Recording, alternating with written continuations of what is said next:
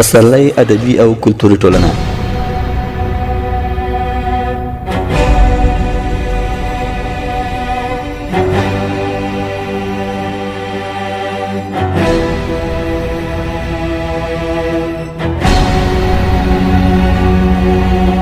پسرلی ادبي کلتوري فرهنګي ټولنه ده چې په 1480 لمریز کال یې د څو تنو با احساسه فرهنګي زلمیانو لخوا بنسټ کېښودل شو.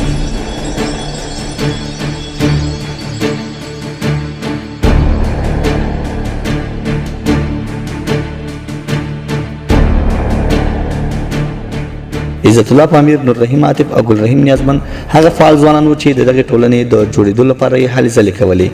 دوی وخت نا وخت په خپلو کې سره کېناستل او د ادبي او فرهنګي بهیر د جوړېدو لپاره به یې سره صلاح مشورې کولې چې په دغو ناستو کې د کندوز د یو بل تکړه فرهنګي غلام حیدر سره هم دغه فکر شریک کړ او هغه هم ورسره د دغه نیک کار په پیل کې د هر ډول همکارۍ ملا وتړله چې بالاخره په 1480 لمریز کال د تلې په 24مه نیټه په دې وتوانېدل چې د پسرلي ادبي او کلتوري ټولنې بنسټ کېږدي او خپله لومړنۍ غونډه وکړي.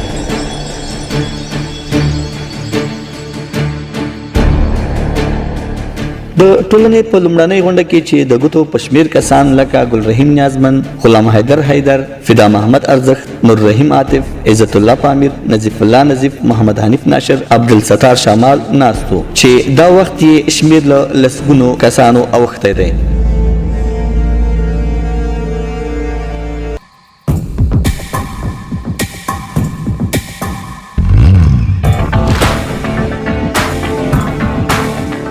د دې ټولنې د جوړېدو موخه اصیل افغاني فرهنګ ته کار کول، د ځوانو استعدادونو روزل او ځلول او د هېواد په کچه له نورو فرهنګي کړیو سره همغږي رامنځته کول دي.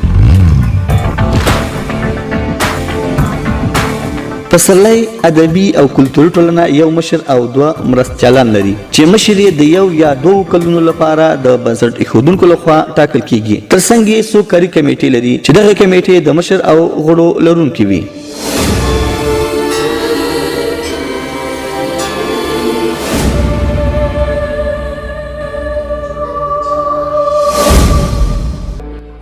د ټولنې لومړنی مشر نور رحیم عاطف و، ورپسې ګل رحیم نیازمن ته د ټولنې د مشرۍ دنده ور پر غاړه شوه. بیا د یوې لنډې مودې لپاره عزت الله پامیر ته او له هغه وروسته غلام حیدر ته چې په حیدر صاحب پسې یو ځل بیا عزت الله پامیر د ټولنې د مشر په توګه وټاکل شو چې په دې وروستیو کې د ټولنې د بنسټ ایښودونکو لخوا رحمان الله سجاد ته دغه مسؤلیت ورسپارل شوی چې دغو ټولو فرهنګیانو په خپل وخت د ټولنې د چارو د لاسمون او پرمختګ لپاره ډېرې هڅې کړې دي.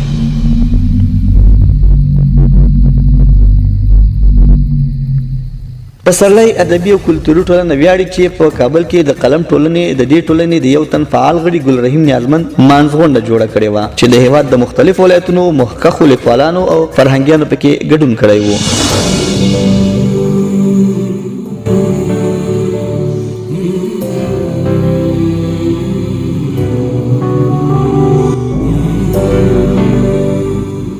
دا ټولنه په دې وتوانېده چې په شمال ختیځ او په ځانګړي ډول کندوز ولایت کې د ادبي او فرهنګي ټولنو د جوړېدو فرهنګ عام کړي چې په ترڅ کې د دې ټولنې په لارښوونه او مرسته او یا د دې ټولنې له تجربو په ګټې په کندوز کې څو فرهنګي ټولنې او بنسټونه ایجاد شول چې ښې بېلګې په کندوز کې د پردیس ادبي او کلتوري ټولنه، په امام صاحب کې د فرهاد ادبي او کلتوري ټولنه، په خان آباد کې د خان آباد ښکلا ادبي بهیر، په چاردره کې څانګه ادبي بهیر او په ارچي کې د وزیر محمد ګل خان مومن کلتوري ټولنې جوړېدل دي.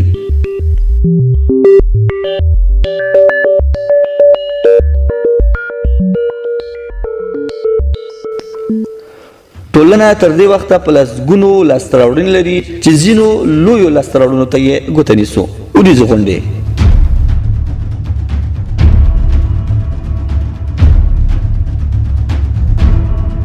ونیزې غونډې چې د ټولنې له پیل څخه تر اوسه هره پنجشنبه جوړېږي او د سیمې په لسګونو فرهنګیان، لیکوالان او شاعران پکې ګډون کوي. 3 برخې لري. درسي برخه،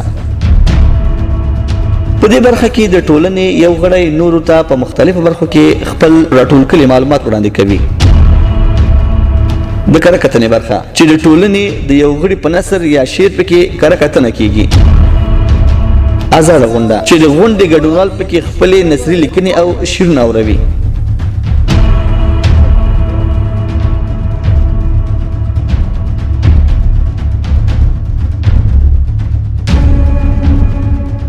ښوونیز او روزنیز سیمینارونه.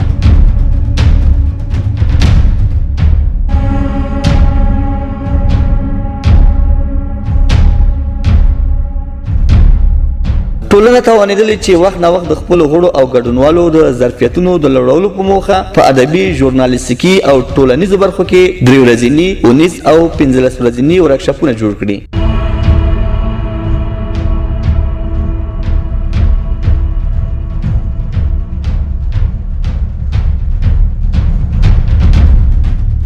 د بیلګې په توګه د څنګه یې ولیکو په نامه نثري لیکنو 15 ورځنی ورکشاپ چې په علمي او ټولنیزو چارو کې د جمهور رئیس ارشد مشاور استاد لال پاچا ازمون، تکړه لیکوال او ژورنالیست ګلرحیم نیازمن او فدا محمد ارزق لخوا پکې 10 ځوانانو ته روزنه ورکړل شوه.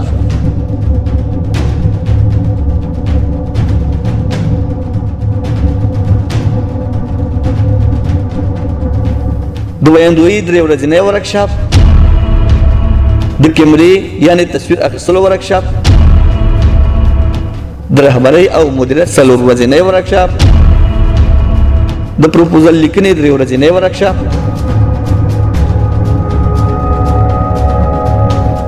ځوانانو ته د کارموندنې په اړه 2 ورځنی ورکشاپ.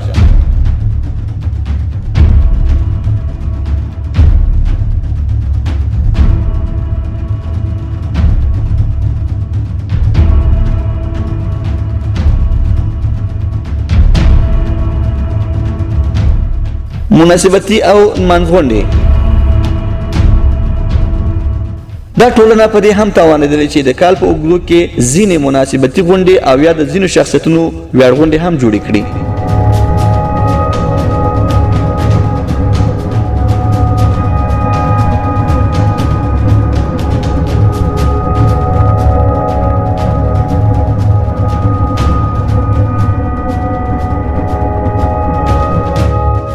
د خپلواکۍ د ورځې په مناسبت غونډې،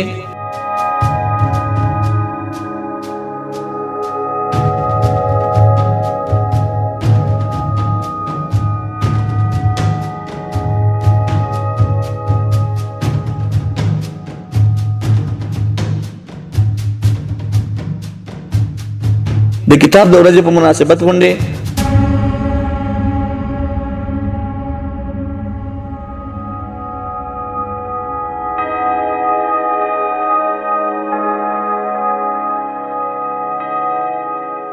د پښتو د نړیوالې ورځې په مناسبت غونډې،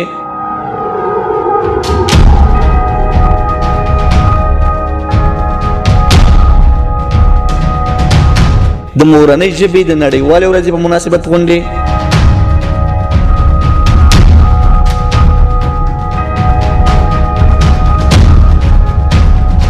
د ارواښاد غزل ستوري محمد صدیق پسرلي په مناسبت غونډه،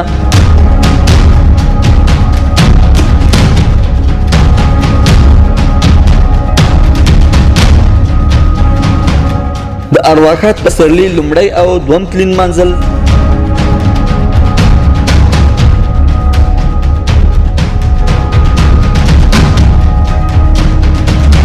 د غزل شپو مشاعرې جوړول،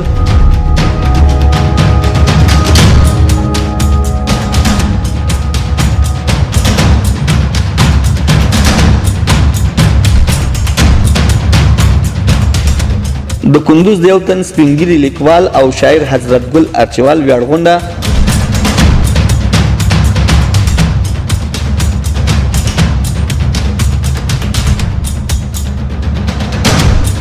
د سولې نړیوالې ورځې نمانځل، د ځوانانو د نړیوالې ورځې نمانځل، د ځینو کتابونو مخکتنې، اختریزې میلې،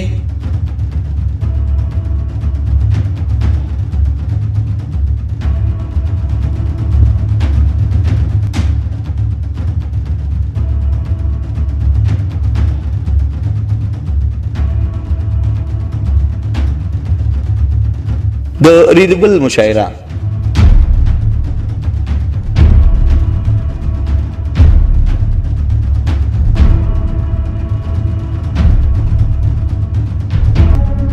په پسرلي ادبي او کلتوري ټولنې یو بل لوی لاسته راوړنه د ریډیګل مشاعرې جوړول دي چې له تیرو لسو کلونو را په دې خوا هر کال په پسرلي موسم کې جوړیږي او د هیواد له مختلفو ولایتونو څخه ورته فرهنګیان او د شعر او شاعري مینوال رابلل کیږي.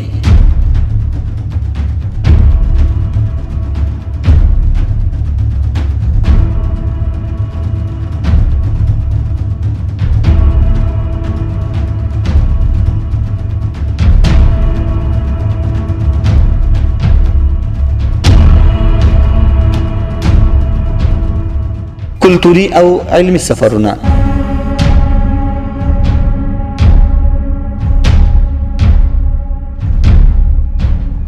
د لوګر، کابل، ننګرهار، لغمان، کونړ، بغلان، تخار، بلخ او کندهار ولایتونو ته ډلهیز فرهنګي سفرونه.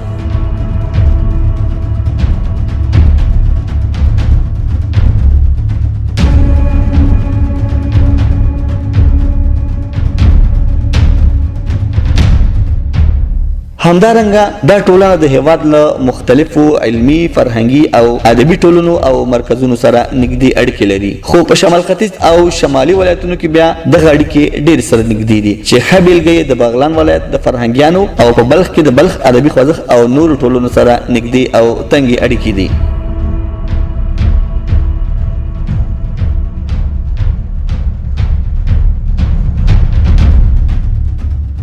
د کندوز په کچه نور مدني فعالیتونه